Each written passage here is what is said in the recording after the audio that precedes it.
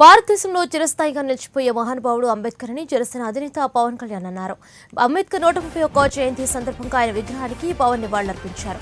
లండన్లో అంబేద్కర్ నిర్వహించిన గృహాన్ని, లక్నోలో ఆయన పేరిట ఏర్పాటైన స్మారక మందిరాన్ని సందర్శించినప్పుడు తాను పొందిన అనుభూతి మాటల్లో చెప్పలేనిదన్నారు. దేశంలోని సంపద, విజ్ఞానం, సామాజిక న్యాయం అందరికీ సమానంగా అందాలని అంబేద్కర్ ప్రవేశించిన ఆదేశిక సూత్రాలకు అనుగుణంగానే జనసేన ఆవిర్భవించిందన్నారు.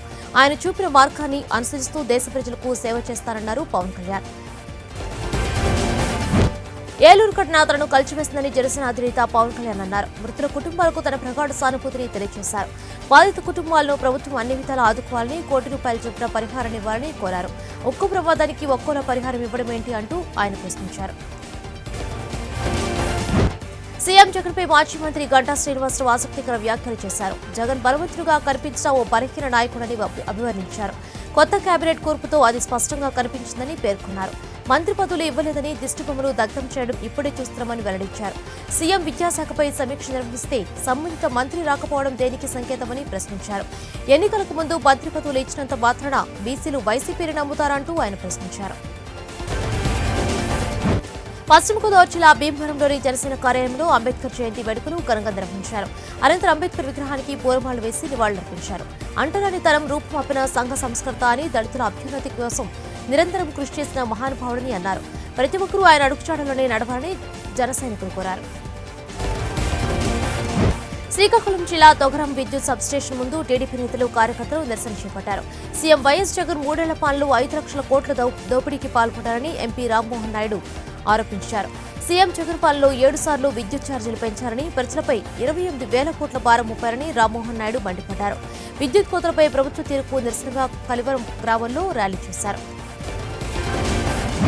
నెల్లూరు జిల్లా ఉదయగిరిలో డాక్టర్ బాబాసాహెబ్ అంబేద్కర్ 131వ జయంతి వేడుకలు ఘనంగా నిర్వహించారు. అంబేద్కర్ జయంతి సందర్భంగా భారీ ర్యాలీ నిర్వహించారు. భారత రాజ్యాంగ ప్రదాత, ఎస్సీ, ఎస్టీ, బీసీ, మైనార్టీ ప్రజలకు ఆరాధ్య దైవం డాక్టర్ బిఆర్ అంబేద్కర్ అంటూ ఆయన సేవలను కొనియాడారు. పవన్ కళ్యాణ్ అనంతపురం జిల్లా పర్యటనపై వైసీపీ ఎమ్మెల్యేలు విమర్శలు చేయడం సిగ్గుచేటని జనసేన రాష్ట్ర ప్రధాన కార్యదర్శి చిలక మధుసూదన్ రెడ్డి తెలిపారు. పవన్ కళ్యాణ్ కు మానవత్వం ఉంది కాబట్టే బాధిత రైతు కుటుంబాలను ఆదుకున్నారని తెలిపారు. పవన్ కళ్యాణ్ రైతులకు అండగా నిలుస్తుంటే వైసీపీ నేతలకు భయం పట్టుకుందని విమర్శించారు. పవన్ కళ్యాణ్ వస్తున్నాడంటే ప్రభుత్వం కదలడం ప్రజలు గుర్తించారని, రాబోయే ఎన్నికల్లో జనసేన అధికారంలోకి రావడం ఖాయమన్నారు.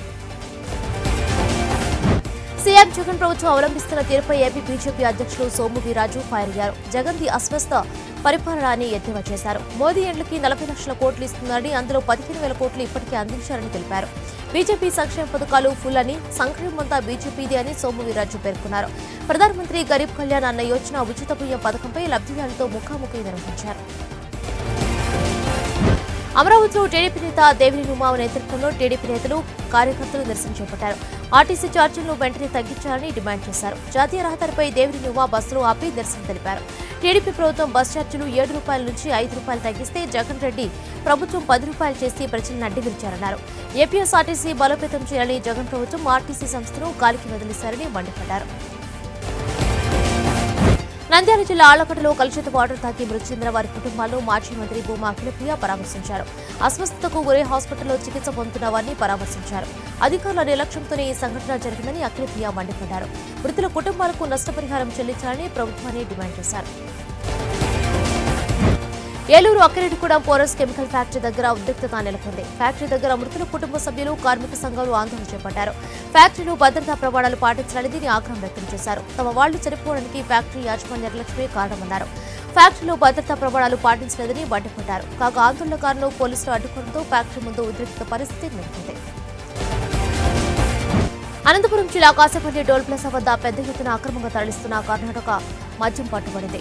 వాహనాల తనిఖీలో భాగంగా ఐసర్ వ్యాన్ను చెక్ చేయగా సుమారు 200 బాక్సుల మద్యాన్ని పోలీసులు గుర్తించారు. పట్టుబడిన మద్యం విలువ సుమారు ₹10 లక్షల ఉంటుందని పోలీసులు తెలిపారు. డ్రైవర్ పరారు కావడంతో కేసు నమోదు చేసుకున్న పోలీసులు దర్యాప్తు చేపట్టారు. ప్రభుత్వం పెంచిన ఆర్టీసీ ఛార్జీలకు వ్యతిరేకంగా ఆందోళనలు ఉధృతమవుతున్నాయి. పెంచిన ఛార్జీలకు నిరసనగా విశాఖలో టీడీపీ నిరసన చేపట్టింది. ఇప్పటికే పెరిగిన పెట్రోల్, నిత్యావసర ధరలతో ప్రజలు ఇబ్బంది పడుతుంటే మళ్లీ ఆర్టీసీ ఛార్జీలు పెంచడం దారుణమని టీడీపీ కార్యకర్తలు మండిపడ్డారు. సీఎం జగన్ అధికారంలోకి వచ్చినప్పటి నుంచి అన్ని రేట్లు పెంచడాలే తప్ప తగ్గించడం లేవని ఆయన ఆగ్రహం వ్యక్తం చేశారు. కడపలో వైసీపీ నేతల దాష్టికానికి తట్టుకోలేక సురేష్ అనే బాధితుడు ఆత్మహత్య యత్నానికి పాల్పడ్డాడు. వైఎస్ఆర్ లేఅవుట్లో తను నిర్మించుకున్న ఇంటిని వైసీపీ కార్పొరేటర్ అధికారులపై ఒత్తిడి తెచ్చి జేసీబీ యంత్రంలో కూల్చివేశారని ఆవేదన వ్యక్తం చేశారు. ఇల్లు కూల్చివేయడంతో అంబేద్కర్ విగ్రహం ఎదుట కుటుంబ సభ్యులతో కలిసి బాధితులు ఆందోళన చేపట్టాడు. డబ్బు ఇవ్వలేదని వైసీపీ కార్పొరేటర్ అధికారులకు చెప్పి ఇల్లు కూల్చేస్తారని కుటుంబ సభ్యులు ఆరోపించారు. వీఆర్ఓ లంచంగా 50,000 ఇవ్వాలని డిమాండ్ చేశాడని, అంత డబ్బులు ఇచ్చే స్తోమత తమకు లేదని వాపోయాడు. నంద్యాల జిల్లా కోయలకుంటలో పెంచిన బస్ ఛార్జీలపై మాజీ MLA BC Janardhan Reddy rally నిర్వహించారు. ఆర్టీసీ బస్టాండ్ ఎదుట నిరసన చేపట్టారు. జగన్ డౌన్ టౌన్ అంటూ నినాదాలు చేశారు. పెట్రోల్, డీజిల్, విద్యుత్, బస్సు ఛార్జీలను వైసీపీ ప్రభుత్వం వెంటనే తగ్గించారని, లేని పక్షంలో రాష్ట్ర వ్యాప్తంగా పెద్ద ఎత్తున ఆందోళన చేపడతామని టీడీపీ నాయకులు హెచ్చరించారు. కేంద్రం డీజిల్ ధరలు పెంచితే ఏపీ ప్రభుత్వం ఆర్టీసీ ఛార్జీలు పెంచడం ఏంటని సిపిఐ జాతీయ నాయకులు నారాయణ ప్రశ్నించారు. ఏపీఎస్ఆర్టీసీ రాష్ట్రంలో ఛార్జీలు పెంచడంతో తిరుపతి ఆర్టీసీ సెంట్రల్ బస్టాండ్లో నిరసన వ్యక్తం చేశారు. ప్రభుత్వం ఇకనైనా తమ నిర్ణయం వెనక్కి తీసుకోవాలని ఆయన డిమాండ్ చేశారు. ఛార్జీలు తగ్గిస్తామని చెప్పి వైసీపీ అధికారంలోకి వచ్చారని, ఇప్పుడు ప్రజలపై భారాలు మోపుతున్నారని మండిపడ్డారు. రాష్ట్రంలో వైసీపీ ప్రభుత్వం అరాచక పాలన సాగిస్తుందని టీడీపీ నేత కళా వెంకట్రావు దుయ్యబట్టారు. ముఖ్యమంత్రి జగన్ తుగ్లక్ పాలనలో రాష్ట్రం 30 ఏళ్లు వెనక్కి వెళ్లిందన్నారు. వైసీపీ తీరుతో రాష్ట్రంలో మహిళలు, యువతకు రాబోయే రోజుల్లో తీవ్ర నష్టం కలుగుతుందని హెచ్చరించారు. నిత్యావసర సరుకుల ధరలతో అన్ని వర్గాల వారు ఇబ్బందులు ఎదుర్కొంటున్నారని తెలిపారు. రైతు పరిస్థితి మరింత దయనీయంగా ఉందని ఆందోళన వ్యక్తం చేశారు. ఈ క్రాప్ తదితర సాంకేతిక కారణాలు చెప్పి రైతుల నుంచి సకాలంలో ధాన్యం కొనుగోలు చేయలేదని మండిపడ్డారు. రాష్ట్రాన్ని ఖాళీ చేసి జగన్ ప్యాలెస్ లో నిర్మించుకుంటున్నారని టీడీపీ నేత యనమల రామకృష్ణుడు ధ్వజమెత్తారు. ప్రభుత్వం దగ్గర డబ్బు లేకపోతే ఉన్నవాడికేం నష్టం లేదన్నారు. ఖజానా ఖాళీ అయితే పేదవాడికే నష్టమన్నారు. డబ్బు లేకపోతే పేదలకు ఎటువంటి సంక్షేమ పథకాలు అందమని తెలిపారు. జీతాలు కూడా ఇవ్వలేకపోతున్నామని ప్రభుత్వం చెబుతుందన్నారు. జీతాలు ఇవ్వలేని వారు పేదలను ఎలా ఆదుకుంటారని రామకృష్ణుడు ప్రశ్నించారు. వరుసగా రెండోసారి మంత్రి పదవిని దక్కించుకున్న వైసీపీ సీనియర్ నేత పినేపి విశ్వరూప్కు ఆయన అనుచరులు వినూత్న రీతిలో స్వాగతం పలికారు. విశ్వరూప్కు మంత్రి పదవి దక్కడంతో ఆయన అభిమానులు అమలాపురంలో హడావిడి చేశారు. సొంత నియోజకవర్గం వెళ్లిన మంత్రికి కరెన్సీ నోట్లతో స్వాగతం పలకడం అందరినీ ఆశ్చర్యానికి గురిచేసింది. పినేపి విశ్వరూప్ కాన్వాయ్ సమర్పించగానే market committee chairman Kommala Kondarao తన జేబులో నుంచి కరెన్సీ నోట్లను తీసి రోడ్డుపై చల్లారు. కింద పడ్డ నోట్లను ఏరుకునేందుకు వైసీపీ నేతలు పోటీ పడ్డారు. నోట్లు వెదజల్లుతున్న మంత్రి భవనం వహించడం పట్ల సర్వత్రా విమర్శలు వెల్లువెత్తుతున్నాయి. కడపలో బస్ ఛార్జీల పెంపుదలను నిరసిస్తూ టీడీపీ పార్లమెంట్ ఉపాధ్యక్షులు లక్ష్మీరెడ్డి ఆర్టీసీ బస్టాండ్ ఎదుట ధర్నా నిర్వహించారు. ప్రభుత్వానికి వ్యతిరేకంగా నినాదాలు చేశారు. ఇప్పటికే పెట్రోల్, డీజిల్, వంట గ్యాస్ ధరలు పెంపుదలతో పూట గడవడమే కష్టంగా మారిన తరుణంలో ప్రజలపై మరింత భారాన్ని మోపడం సరికాదన్నారు. ఓవైపు విద్యుత్ ఛార్జీల బోధతో పాటు సెస్ పేరిట బస్ ఛార్జీల పెంచి ప్రజలపై భారాన్ని మోపడం సరికాదని జగన్ ప్రభుత్వంపై విరుచుకుపడ్డారు. తిరుమలలో గురువారం కూడా భక్తుల రద్దీ కొనసాగింది. వరుస సెలవులతో తిరుమలకు భక్తులు పోటెత్తారు. భక్తులతో అన్ని కంపార్ట్మెంట్లు నిండాయి. భక్తులకి దాదాపు 10 గంటల దర్శనం సమయం పట్టింది. రాబోయే 3 రోజులు కూడా సెలవు దినాలు కావడంతో రద్దీ మరింత పెరిగే అవకాశాలున్నాయని అధికారులు తెలిపారు. శ్రీవారిని బుధవారం సుమారు 88,000 మంది భక్తులు దర్శించుకోగా 47,000 మంది టోకెన్ రహిత భక్తులుండడం చర్చనీయాంశమైంది. కేంద్ర ప్రభుత్వం ఆధ్వర్యంలోని పెండింగ్ ప్రాజెక్టులను పూర్తి చేసేందుకు ఆంధ్రప్రదేశ్ ప్రభుత్వం సహకరించడం లేదని బీజేపీ ఎంపీ జీవీఎల్ నరసింహారావు ఆరోపించారు. రైల్వే జోన్ ఏర్పాటుకు కేంద్రం ముందుకు వస్తే తీసుకున్న రైల్వే భూమి రాష్ట్ర ప్రభుత్వం వెనక్కి ఇవ్వడం లేదని విమర్శించారు. ట్రైబల్ పెట్రోకెమికల్ యూనివర్సిటీలకు ఇప్పటి వరకు భూమి కేటాయించలేదన్నారు. విజయవాడ, గుంటూరులోని ఈఎస్ఐ ఆసుపత్రుల నిర్మాణానికి ప్రభుత్వం భూమి ఇవ్వలేదని బీజేపీ ఎంపీ జీవీఎల్ తెలిపారు. త్వరలోనే ఏపీలో కేంద్ర మంత్రులు పర్యటించి వేసిన అభివృద్ధిని ప్రజలకు వివరిస్తామన్నారు. పోలవరంలో జరిగిన అవినీతిపై ఇప్పటివరకు సీఎం జగన్ ఎందుకు చర్యలు తీసుకోలేదని ప్రశ్నించారు. ప్రభుత్వం కడుతున్న పోలవరం ప్రాజెక్టుపై రాష్ట్ర ప్రభుత్వం పెత్తనం ఏమిటని జీవీఎల్ నిలదీశారు. జగన్ ప్రభుత్వం చేస్తున్న మోసం, ఏపీకి కేంద్రం చేసిన సాయం వంటి వివరాలతో పుస్తకాలు ముద్రించి ప్రజలకు పంచుతామన్నారు.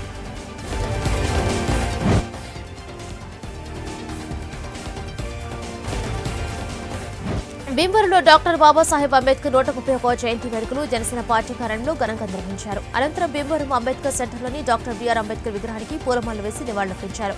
బాబాసాహెబ్ అంబేద్కర్ భారత రాజ్యాంగ నిర్మాతగా బడుగు బలహీన వర్గాల ఆశాజ్యోతి అని జనసేన పార్టీ నాయకులు మల్లినేని తిరుమలరావు అన్నారు. రాజ్యాంగబద్ధంగా ప్రతి ఒక్కరికి ఓటు హక్కును కల్పించి నాయకుడిని తామే ఎన్నుకునే విధంగా చేశారని కొనియాడారు. జన సైనికులు అందరూ తన అడుగుజాడల్లో నడవాలని ఆయన కోరారు. కాకినాడ జిల్లా శంకవరం గ్రామంలో 2 వర్గాల మధ్య ఘర్షణ ఉద్రిక్తతకు దారితీసింది. అంబేద్కర్ విగ్రహం ఊరేగింపులో 2 వర్గాల మధ్య గొడవ జరగడంతో పలువురికి తీవ్ర గాయాలయ్యాయి. సమాచారం అందుకున్న పోలీసులు గ్రామంలో 144 సెక్షన్ అమలు చేసి దర్యాప్తు చేపట్టారు. బీజేపీ తెలంగాణలో అధికారంలోకి వస్తే ఉచిత విద్యా వైద్యం అందిస్తామని తెలంగాణ బీజేపీ అధ్యక్షుడు బండి సంజయ్ తెలిపారు. గద్వాల్ జిల్లా ఆలంపూర్ నుంచి బండి సంజయ్ 2 విడత ప్రజా సంగ్రామ యాత్ర ప్రారంభ సభలో ఆయన మాట్లాడారు. పాదయాత్ర ద్వారా ప్రజల కష్టాలు తెలుసుకుంటామని అన్నారు. 7 ఏళ్లుగా సీఎం కేసీఆర్ ఏ ఒక్క హామీని నిలబెట్టుకోలేదని మండిపడ్డారు. ఆర్డీఎస్ ఎందుకు ఆధునికీకరణ చేయలేదో చెప్పాలని డిమాండ్ చేశారు. ముఖ్యమంత్రి కేసీఆర్ మెడలు వంచి వరి కొంటామని అనిపించిన ఘనత బీజేపీదేనని బండి సంజయ్ అన్నారు. వరి పంట వేయొద్దు, పత్తి పంట వేయొద్దు అంటూ రైతులను కేసీఆర్ అయోమయానికి గురిచేశారని మండిపడ్డారు. ఇవాళ పత్తి ధర పెరుగుదలతో రైతులు సంతోషంగా ఉన్నారని తెలిపారు. మిర్చి పంటకు తెగులు సోకి రైతులు బాధపడుతుంటే కేసీఆర్ ఆదుకున్నారా అని ప్రశ్నించారు. బీజేపీ అధ్యక్షుడు బండి సంజయ్ చేపట్టిన ప్రజా సంగ్రామ యాత్రపై సీఎల్పీ నేత బట్టి విక్రమార్క విమర్శలు గుప్పించారు. ఎవరి కోసం బండి సంజయ్ పాదయాత్ర చేస్తున్నారని, గ్యాస్, పెట్రోల్, డీజిల్ ధరలు కేంద్రం పెంచినందుకా అని ప్రశ్నించారు. 2 కోట్ల ఉద్యోగాలు ఇస్తామని చెప్పి ఇవ్వనందుకా అని పాదయాత్ర చేస్తున్నావా అంటూ మండిపడ్డారు. రాజ్యాంగ వ్యవస్థలను అడ్డం పెట్టుకుని కేంద్రం అరాచక పాలన సాగిస్తుందని మంత్రి కేటీఆర్ మండిపడ్డారు. సిరిసిల్ల జిల్లాలో అంబేద్కర్ జయంతి కార్యక్రమానికి హాజరైన ఆయన దళితులకు 10 లక్షలు ఇచ్చిన మకాడు దేశంలో ఉన్నాడా అంటూ ప్రశ్నించారు. తెలంగాణలో తమ ప్రభుత్వం దళితుల అభ్యున్నతి కోసం ప్రతి దళిత కుటుంబానికి 10 లక్షలు ఇచ్చే పథకానికి రూపకల్పన చేశామని తెలిపారు. అత్తగారింటికి వేధింపులకు దాడులకు ఓ మహిళ భర్త ఇంటి ముందు నిరసనకు దిగింది. ఏలూరుకు చెందిన గౌరికి హైదరాబాద్ అశోక్ నగర్ లో నివాసం ఉండే శ్రీకృష్ణతో వివాహం జరిగింది. గత 3 ఏళ్లుగా భర్త అత్తామామలతో వేధింపులకు పాల్పడుతున్నారు. భర్తను తన నుంచి దూరం చేసి వేరే ఇంటికి పంపించారని బాధితురాలు ఆవేదనకు గురైంది. తన 4 నెలలుగా భర్త తన వద్దకు రాకుండా అడ్డుకుని అత్తమామలు వేధిస్తున్నారని తెలిపింది. అంతటితో ఆగకుండా తనను ఇంటి నుంచి బయటకు పంపించి లగేజీ బయట వేశారని బాధిత మహిళ వాపోయింది. డాక్టర్ బాబాసాహెబ్ అంబేద్కర్ జయంతి వేడుకల సందర్భంగా అంబర్పేట నియోజకవర్గంలో ఫ్లెక్సీల వివాదం తెరపైకి వచ్చింది. ఎమ్మెల్యే కాలేరు వెంకటేష్, మాజీ ఎంపీ వి హనుమంతరావు ఫ్లెక్సీలపై డాక్టర్ అంబేద్కర్ ఫోటో లేకపోవడంతో బీజేపీ సీనియర్ నాయకులు రాజు మండిపడ్డారు. అంబేద్కర్ జయంతి రోజు కించపరిచే విధంగా పోస్టర్లో అంబేద్కర్ ఫోటో పెట్టకుండా విస్మరించారని ఆయన మండిపడ్డారు. అంబేద్కర్ జయంతి సందర్భంగా రంగారెడ్డి జిల్లా మీర్పేటలో ఆయన విగ్రహానికి మంత్రి సబితా ఇంద్రారెడ్డి నివాళులర్పించారు. మనం ఇవాళ స్వేచ్ఛగా తిరుగుతున్నామంటే భారత రాజ్యాంగ నిర్మాత అంబేద్కర్ పుణ్యమేనన్నారు. ప్రతి ఒక్కరూ రాజ్యాంగం ప్రకారం నడుచుకోవాలని సూచించారు. భారతదేశంలో అణగారిన వర్గాలకు హక్కులు కల్పించడంలో అంబేద్కర్ కృషి మరవలేనిదన్నారు సబితా ఇంద్రారెడ్డి. 2వ రోజు ప్రాణహిత పుష్కరాలు కొనసాగుతున్నాయి. కొమరంభీం, తుమ్మిడిహెట్టి, మంచిర్యాల, అర్జున్కుట పుష్కర ఘాట్లకు భక్తులు భారీగా తరలివచ్చారు. వేసవికాలం కావడంతో భక్తులకు ప్రాణహిత తీరంలో సౌకర్యాలు లేక తీవ్ర అవస్థలు పడ్డారు. త్రాగడానికి నీళ్లు కూడా లేవని భక్తులు అధికారులపై ఆగ్రహం వ్యక్తం చేశారు. స్త్రీలు బట్టలు మార్చుకునే రూమ్లు కూడా సరిపడా లేవని, సద్గుర ప్రాంతాల నుంచి వచ్చే భక్తులకి అన్ని సౌకర్యాలు కల్పించాలని కోరారు. పంజాగుట్టలో అంబేద్కర్ విగ్రహం ఏర్పాటు చేయాలంటూ కాంగ్రెస్ సీనియర్ నేత విహెచ్ నిరసన చేపట్టారు. అసలైన అంబేద్కర్ వాదిని కాబట్టే 4 ఏళ్లుగా పంజాగుట్టలో విగ్రహం కోసం పోరాడుతున్నారన్నారు. పంజాగుట్టలో వైఎస్ఆర్ విగ్రహం పక్కనే అంబేద్కర్ విగ్రహం ఏర్పాటు చేయాలని ఆయన డిమాండ్ చేశారు. ఖమ్మం నియోజకవర్గంలో మంచకొండ గ్రామంలో వరిధాన్యం కొనుగోలు కేంద్రాన్ని మంత్రి పువ్వాడ అజయ్ కుమార్ ప్రారంభించారు. కేంద్ర ప్రభుత్వం నిరాకరించిన రైతులు పండించిన ప్రతి గింజను తెలంగాణ ప్రభుత్వమే కొంటుందని అజయ్ తెలిపారు. ఖమ్మం జిల్లాలో 1.5 లక్షల ఎకరాల్లో రైతులు వరి పండించారని, జిల్లా వ్యాప్తంగా 236 కొనుగోలు కేంద్రాలు ఏర్పాటు చేస్తామని తెలిపారు. అవసరమైతే మరిన్ని కేంద్రాలు ఏర్పాటు చేస్తామని, రైతులు ఆందోళన చెందాల్సిన పని లేదన్నారు. దళిత బంధు పథకం దేశానికి ఆదర్శమని ప్రభుత్వ విప్ చెన్నూరు ఎమ్మెల్యే బాల్కసుమాన్ తెలిపారు. అంబేద్కర్ జయంతి రోజు దళిత బంధు లబ్ధిదారులకు ఆస్తుల పంపిణీ ఆనందంగా ఉందన్నారు. లబ్ధిదారుడు పెట్టుబడి 1 రూపాయి కూడా లేకుండా దళిత బంధు పథకం ద్వారా 100% ప్రభుత్వ నిధులతో పథకాన్ని అమలు చేస్తున్నామన్నారు. ప్రజల కోసం ప్రాణం పెట్టి పనిచేసే ఏకైక నాయకుడు కేసీఆర్ అన్నారు. తెలంగాణలో అమలు చేస్తున్న దళిత బంధు, షాదీ ముబారక్, రైతు బంధు దేశానికి ఆదర్శంగా నిలిచాయన్నారు. రాష్ట్రానికి రావాల్సిన నిధులు రఘునందన్ తేవాలని మంత్రి హరీష్ రావు తెలిపారు. ఢిల్లీ నుంచి నిధులు తెస్తే మీ నియోజకవర్గానికి అడిగినవన్నీ నిధులు తానిస్తానన్నారు. తెలంగాణకు రావాల్సిన 1200 కోట్ల కేంద్రం ఎగ్గొట్టిందని ఆయన ఆరోపించారు. దుబాకలో త్వరలో డయాలసిస్ సెంటర్ ప్రారంభిస్తున్నట్లు ఆయన తెలిపారు. తెలంగాణ ముఖ్యమంత్రి కేసీఆర్ పై బీజేపీ నాయకురాలు విజయశాంతి విమర్శలు గుప్పించారు. శ్రీరామ్ సాగర్ భారీ నీటిపారుదల ప్రాజెక్టు జలాలు చెరువులకు అందడం లేదని, మరమ్మతుల పేరుతో అధికారుల జలాలు విడుదల చేయడం లేదని ఆమె విమర్శించారు. కాంట్రాక్టుల కోసం ప్రజాప్రతినిధులు, అధికారులు కుమ్మక్కయ్యారని మండిపడ్డారు. 100 ఎకరాల్లో పంటలు ఎండిపోతున్నా ప్రభుత్వం పెద్దలు కన్నెత్తి కూడా చూడడం లేదని విజయశాంతి ఆగ్రహం వ్యక్తం చేశారు. జైలులో ఆరాధ్య దైవం మహావీరుడు తన బోధనతో సమాజాన్ని చైతన్యపరిచారని ముఖ్యమంత్రి కేసీఆర్ అన్నారు. గురువారం వర్తమాన మహావీరుడి జయంతి సందర్భంగా సీఎం కేసీఆర్ శుభాకాంక్షలు తెలిపారు. మహావీరుడు తన బోధనతో భారతీయ సమాజానికి సరికొత్త జవసత్వాలను అందించాడని తెలిపారు. క్రమశిక్షణతో కూడిన జీవనానికి వర్ధమాన మహావీరుని ప్రవచనాలు ఎంతగానో దోహదపడతాయని తెలిపారు. ఢిల్లీలో కొత్తగా ఏర్పాటు చేసిన భారత ప్రధానమంత్రుల మ్యూజియాన్ని ప్రధాని మోదీ ప్రారంభించారు. అనంతరం మొదటి టికెట్ను కొనుగోలు చేసి మ్యూజియాన్ని సందర్శించారు. భారతదేశంలోని 14 మంది మాజీ ప్రధానులకు ఈ మ్యూజియాన్ని మోదీ అంకితం చేశారు. ప్రధాని మోదీ గతంలో వివిధ నగరాల్లో మెట్రో రైడింగ్లో టికెట్లు కొనుగోలు చేశారు. ఈ మ్యూజియంలో దేశ మొదటి ప్రధాని జవహర్ లాల్ నెహ్రూ జీవితం, ఆయన అందించిన సేవలపై ప్రదర్శన ఏర్పాటు చేశారు. దేశ రాజధాని ఢిల్లీలో కరోనా కలకలం సృష్టించింది. గత 24 గంటల వ్యవధిలో 50% అధికంగా కరోనా కొత్త కేసులు నమోదయ్యాయి. ఆ ప్రభావం ఓ పాఠశాల మీద కూడా పడింది. అక్కడ ఒక టీచర్ విద్యార్థికి కరోనా పాజిటివ్గా నిర్ధారణ అవడంతో విద్యార్థులందరినీ ఇంటికి పంపించేశారు. ఢిల్లీలో కరోనా కేసుల సంఖ్య పెరగడంపై విద్యా మంత్రి మనీష్ సిసోడియా స్పందించారు. కరోనా వల్ల ఎవరు కూడా ఆసుపత్రిలో చేరలేదని, దీని గురించి భయాందోళన చెందాల్సిన అవసరం లేదన్నారు. అయితే ప్రజలు అప్రమత్తంగా ఉండాలని సూచించారు. తెలంగాణలో రాహుల్ గాంధీ పర్యటన ఖరారైంది. మే 4వ తేదీ, 5వ తేదీల్లో ఆయన రాష్ట్రంలో పర్యటించనున్నట్టు పార్టీ వర్గాలు ప్రకటించాయి. మే 4న వరంగల్ జిల్లాలో బహిరంగ సభలో పాల్గొని 5వ తేదీ బోయినపల్లిలో కార్యకర్తలు సమావేశం కానున్నారు. రాహుల్ పర్యటనను విజయవంతం చేసేలా టీపీసీసీ ఏర్పాట్లకు సిద్ధమైంది. రాష్ట్రంలో పార్టీ చేపట్టబోయే కార్యక్రమాలపై తెలంగాణ నేతలకు రాహుల్ దిశానిర్దేశం చేశారు. రాష్ట్రంలో టీఆర్ఎస్, బీజేపీ విధానాలపై పోరాటాలను ఉధృతం చేయాలని ఆయన సూచించారు. కర్ణాటకలో మరోసారి హిజాబ్ వివాదం తెరపైకి వచ్చింది. ఈ నెల 22 నుంచి PU 2వ సంవత్సర పరీక్షలు ప్రారంభం కానున్నాయి. విద్యార్థులు హిజాబ్ ధరించి పరీక్షలు రాసేందుకు అనుమతించాలని న్యాయవాది అలియా అస్సాది రాష్ట్ర ముఖ్యమంత్రి బసవరాజ్ బొమ్మాయిని అభ్యర్థించారు. ఆయన ముఖ్యమంత్రిని ట్యాగ్ చేస్తూ ఓ ట్వీట్ చేశారు. విద్యార్థుల భవిష్యత్తు నాశనం కాకుండా చూసేందుకు మీకు ఇంకా అవకాశం ఉందని, హిజాబ్ ధరించి పరీక్షలు రాయడానికి వారిని అనుమతించండి అంటూ ట్విట్టర్లో పేర్కొన్నారు. అవిశ్వాస తీర్మానం ద్వారా పదవి కోల్పోయిన తర్వాత పాకిస్తాన్ మాజీ ప్రధాని ఇమ్రాన్ కీలక వ్యాఖ్యలు చేశారు. అధికారం కోల్పోయిన తర్వాత పెషావర్లో నిర్వహించిన బహిరంగ సభలో ప్రసంగించారు. ఈ సభలో కోర్టులపై ఆగ్రహం వ్యక్తం చేస్తూ అర్ధరాత్రి వరకు కోర్టు తలుపులు తెరిచి ఉంచడానికి గల కారణం వెంటనే నిలదీశారు. 45 ఏళ్లుగా ఈ దేశం నన్ను చూస్తోంది, నేను ఎప్పుడైనా చట్టాన్ని ఉల్లంఘించారా అంటూ ధ్వజమెత్తారు. తనను అధికారం నుంచి దించడానికి వెనుక విదేశీ కుట్ర ఉందని మరోసారి పునరుద్ఘాటించారు. బాలీవుడ్ అందాల జంట ఆలియా భట్, రణబీర్ కపూర్ 3 మూళ్ల బంధంతో ఒక్కటయ్యారు. 5 ఏళ్ల ప్రేమ బంధాన్ని నిన్న 100 ఏళ్ల వివాహ బంధంగా మలుచుకున్నారు. ఎన్నోసార్లు వాయిదా పడుతూ వచ్చిన వీరి పెళ్లి వేడుకగా జరిగింది. కుటుంబ సభ్యులు, అతి కొద్ది మంది దగ్గర బంధువులు, ఫ్రెండ్స్ మధ్య ఈ ప్రేమ జంట వైవాహిక జీవితంలోకి అడుగుపెట్టింది. పెళ్లికి సంబంధించిన ఫోటోలను ఆలియా సోషల్ మీడియా వేదికగా అభిమానులతో పంచుకున్నారు. ఉత్తరప్రదేశ్ ముఖ్యమంత్రి యోగి ఆదిత్యనాథ్ కీలక నిర్ణయాలు తీసుకున్నారు. తన మంత్రివర్గ సహచరులు, అధికారులు, ఉద్యోగులు అధికార పర్యటనల సమయంలో హోటళ్లకు బదులుగా ప్రభుత్వ అతిథి గృహాల్లోనే బస చేయాలన్నారు. అలాగే బంధువులే తమ వ్యక్తిగత కార్యదర్శులుగా నియమించుకోవద్దని మంత్రులకు సూచించారు. అతిథి గృహాల్లోనే బస చేయాలన్న ఆదేశం ప్రభుత్వ అధికారులకు వర్తిస్తుందని పేర్కొన్నారు. అధికారులు సమయానికి కార్యాలయాలకు రావాలని, మధ్యాహ్న భోజన విరామ సమయం 30 నిమిషాలకు మించకుండా చూసుకోవాలని ఆదేశించారు.